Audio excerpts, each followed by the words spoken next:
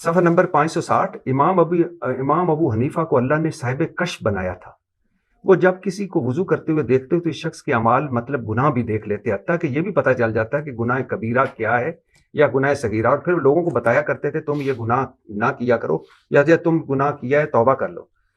اب یہ نہ یہ کشف رسول کو ہے نہ یہ کشف صحابہ کو ہے کہ وضو کرتے ہوئے، لیکن چلو ان کو بھی چھوڑ دیں. اللہ تو ستار العیوب نہیں ہے گناہوں پہ پردہ ڈالنے والا. کہ کیسا ایک امام ابو حنیفہ سے اس کے ساتھ گھڑ دیا کہ وہ لوگوں کو بتا رہے ہیں کہ تو ہن گناہ کبیرہ کر کے آئے، ہن گناہ صغیرہ کر کے آئے. مثال کے طور پہ میں ابھی آپ کے پاس بیٹھا ہوں تو کہ روزہ نہیں رکھا ہے تو، اور لوگ بیٹھے ہوں گے ساتھ. یہ بھی اچھا. پھر آگے سنیے، اس پہ کوئی بولنا چاہیں گے، بات کرنا چاہیں؟ کریں کہ آپ پوری بات کریں. نہیں تو یہ کیوں گھڑا ہے انہوں نے؟ امام ابو حنیفہ صاحب کشف تھے تو. حضرت عثمان رضی اللہ عنہ کی مجلس میں ایک شخص ہے، جی آپ نے فرمایا کیا ہوا لوگوں کو ہماری محفل میں آتے ہیں اور ان کی آنکھوں سے زنا ٹپک رہا ہوتا ہے. تو وہ کہتا ہے وہ شخص اواحی بعد الرسول، کہ اللہ کا رسول کے بعد بھی وہی آتی ہے؟ تو حضرت عثمان نے فرمایا نہیں، اللہ کے نبی کا فرمان ہے اتقوا فراست المومن فإنہ ينظر بنور اللہ، مومن کی فراست سے ڈرو، وہ اللہ کے نور سے دیکھتا ہے. تو یہ کرامات ہیں، ان کو مانے نہ مانے کوئی ایمان پہ فرق نہیں پڑتا. یعنی آپ یہ سمجھتے ہیں کہ ابو حنیفہ صاحب کشف تھے؟ ہو سکتا ہے. اچھا. اور ان کو وضو کرتے ہوئے نظر آتا؟ ہو سکتا ہے، بالکل ہو سکتا ہے. مولانا طارق جمیل صاحب حفظہ اللہ تعالی نے فضائل اعمال سے جو اعلان برات کیا، اس کے باوجود انہوں نے ایک واقعے کو انڈورس کیا کرامت کے نام کے اوپر. لہذا اس معاملے میں ہم ان کے اوپر شرعی گرفت کر سکتے ہیں قرآن و سنت کی روشنی میں. اور وہ ان کو اس لیے کرنا پڑا کہ ان سے بھی بڑے جو مفتی ہیں، ان کے مفتی تقی عثمانی صاحب حافظہ اللہ تعالی، انہوں نے درس حدیث میں یہ واقعہ سنایا ہوا ہے. حضرت امام ابو حنیفہ رحمۃ اللہ علیہ سے کے بارے میں منقول ہے، وضو کرتے تھے لوگ تو ان کو وضو کے پانی کے اندر لوگوں کے اعمال بہتے ہوئے نظر آتے تھے، کہ یہاں پر اعوذ باللہ اس میں چوری نظر آ رہی ہے، اس میں جو ہے غیبت نظر آ رہی ہے، اس میں جھوٹ نظر آ رہا ہے، وہ چلتا ہوا نظر آتا. حضرت امام ابو حنیفہ رحمۃ اللہ علیہ کو اللہ تعالیٰ نے یہ کشف کا، اور اسی واسطے امام ابو حنیفہ کا مسئلہ کیا ہے کہ مائع مستعمل ناپاک ہے. وہ اسی لیے کہ آنکھوں سے دیکھ رہے تھے کہ وہ اس میں جو ہے گناہوں کی گندگیاں بہ رہی ہے، تو انہوں نے کہہ دیا کہ مائع مستعمل ناپاک. اندازہ کریں کہ یہ لوگ درس حدیث میں صوفیاء کے گھڑے ہوئے واقعات کو بیان کرتے ہیں اور پھر اسے ثابت کرنے کے لیے جھوٹی من گھڑت روایتیں لے کر آتے ہیں، اور پھر معصوم سی شکل بنا کے کہتے ہیں کہ جی ضعیف روایتیں فضائل میں چل جاتی ہیں. اور بھائی تم ضعیف روایتوں سے عقیدے بناتے ہو، یہ فضائل کی بات ہے. اور وہ واقعہ ہے جی امام ابو حنیفہ رحمۃ اللہ علیہ کو گناہ دھلتے ہوئے نظر آ جاتے تھے جب وہ کسی کو وضو کرتے ہوئے دیکھتے تھے. یہ عقیدہ بنا رہے ہو، یہ بھائی فضیلت نہیں ہے، اور یہ بھی کوئی ضعیف روایت نہیں ہے، بلکہ تمہارے بزرگوں کی طرف منسوب ایک کہانی ہے جس کو تم بیان کر رہے ہو.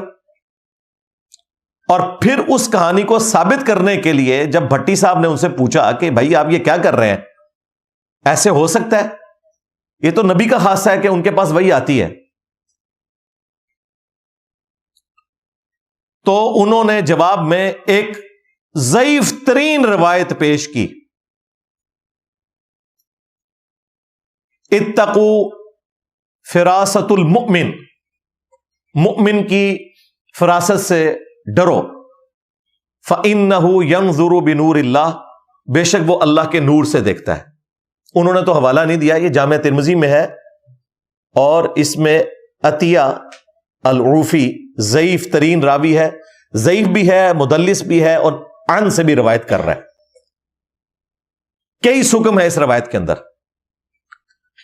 انہوں نے اس روایت کو پیش کیا کہ جی اللہ کے نور سے چونکہ دیکھتا ہے تو اسے گناہ دھلتے ہوئے نظر آ سکتے ہیں، حالانکہ اس واقعے میں کئی ایک ٹیکنیکل خرابیاں ہیں. یہ واقعہ فضائل مال میں بھی نقل کیا شیخ زکریا کاندلوی صاحب نے، اور ظاہر جب انہوں نے کیا تو مفتی تقی عثمانی صاحب نے اسے قرآن و حدیث سمجھ کے بیان کر دیا. اور جب مفتی تقی عثمانی صاحب جو پلانٹ ارتھ پہ مفتی اعظم ہے دیوبند کے وہ بیان کریں گے تو طارق جمیل صاحب تو ایک عام عالم دین ہے، ان کے مقابلے پہ انہوں نے ویسے ہی کانفیڈنس کے ساتھ اس کو بیان کر دیا۔ اس میں ٹیکنیکل خرابی آپ دیکھیں اس واقعے کے اندر کیا ہے، تقی عثمانی صاحب نے بھی بیان کیا کہ امام حنیفہ جب گناہ دھلتے ہوئے دیکھتے تھے تو انہیں پتہ چل جاتا تھا کہ اس نے غیبت کی ہے، یہ چوری دھلتی بھی جا رہی ہے، یہ بدکاری دھلتی بھی جا رہی ہے۔ اب یہ اتنا بڑا بلنڈر ان سے ہو گیا، کہانی ہوتی ہے، پکڑی جاتی ہے، اور بھائی وضو کرنے سے گناہ کبیرہ تو دھلتے ہی نہیں ہے، چوری، غیبت، بدکاری، قیامت تک بھی آپ وضو کرتے رہے، وضو کرنے سے یہ گناہ معاف نہیں ہوگا، توبہ سے معاف ہوگا۔ اور یہ ایک بنیادی ٹیکنیکل چیز ہے جو تمام علماء کو پتا ہے کہ گناہ کبیرہ صرف توبہ سے معاف ہوتے ہیں۔ تقی عثمانی صاحب نے بھی بلنڈر کیا اور یہی بلنڈر طارق جمیل صاحب سے بھی ہو گیا۔ کیوں؟ ان کے بزرگوں نے کیا ہوا تھا، شیخ زکریا کاندلوی نے۔ حدیث موجود ہے، بخاری میں بھی ہے، مسلم میں بھی ہے۔ مسلم شریف میں چونکہ یہ 3 احادیث ہیں جن سے آپ کو پورا عقیدہ کلیئر ہو جائے گا۔ ایک وہ حدیث جو بخاری مسلم دونوں میں ہے کہ سیدنا عثمان رضی اللہ تعالیٰ عنہ روایت کرتے ہیں کہ نبی علیہ السلام نے فرمایا جب کوئی شخص وضو کرتا ہے نا تو وضو کرنے سے اس کے جسم سے ہوئے ہوئے سارے کے سارے گناہ حتیٰ کہ ناخنوں کے نیچے بھی جو ہے یہ بھی دھل جاتے ہیں۔ لیکن سیدنا عثمان نے اس کو کلیریفائی کیا دوسری حدیث میں صحیح مسلم کی کہ نبی علیہ السلام نے فرمایا کہ جب کوئی شخص اچھے طریقے سے وضو کرتا ہے اور اس کے بعد خشوع خضوع سے نماز پڑھتا ہے تو اللہ تعالی اس کے سارے گناہوں کو معاف کر دیتا ہے اگر اس نے کبیرہ گناہ نہ کیے ہوں۔ یہ اس میں موجود ہے، یعنی کبیرہ گناہ وضو سے معاف نہیں ہوتے، نماز پڑھنے سے معاف نہیں ہوتے۔ اور تیسری حدیث جو صحیح مسلم میں ہے وہ بڑی مشہور حدیث، نبی علیہ السلام نے فرمایا کہ اگر بڑے بڑے کبیرہ گناہوں سے بچا جائے تو ایک نماز سے دوسری نماز، ایک جمعے سے دوسرا جمعہ اور ایک رمضان سے دوسرا رمضان درمیان کے گناہوں کا کفارہ ہے اگر کبیرہ گناہ نہ کیے جائیں۔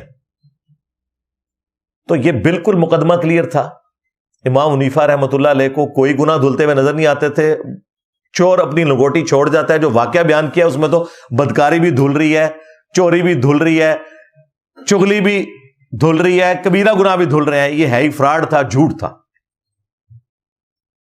تو میں ریکویسٹ کروں گا مولانا طارق جمیل صاحب سے، اللہ کا خوف کھائیں۔ آپ کہتے تھے میں ضعیف روایتیں اس لیے بیان کرتا ہوں کہ فضائل میں ہوتی ہیں، لیکن معذرت کے ساتھ آپ ضعیف اور جعلی روایتیں فضائل میں نہیں عقائد میں بھی بیان کر کے اپنا بھی عقیدہ خراب کر رہے ہیں اور اپنے ماننے والوں کا بھی۔ اللہ سے ڈر جائیں۔ اب میں آپ کو سائملٹینیس کنٹراسٹ بتاتا ہوں۔ صحیح بخاری اور صحیح مسلم دونوں میں حدیث موجود ہے۔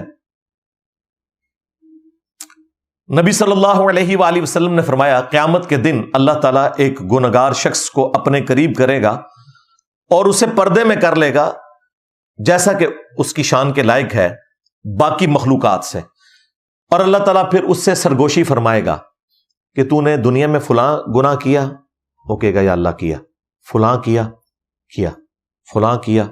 قریب ہے کہ وہ شخص گمان کرے گا کہ میں مارا گیا، تو اللہ تعالیٰ فرمائے گا میں نے دنیا میں بھی تیرے گناہوں پر پردہ ڈالا تھا نا، جا آج بھی تجھے معاف کیا۔ سبحان اللہ۔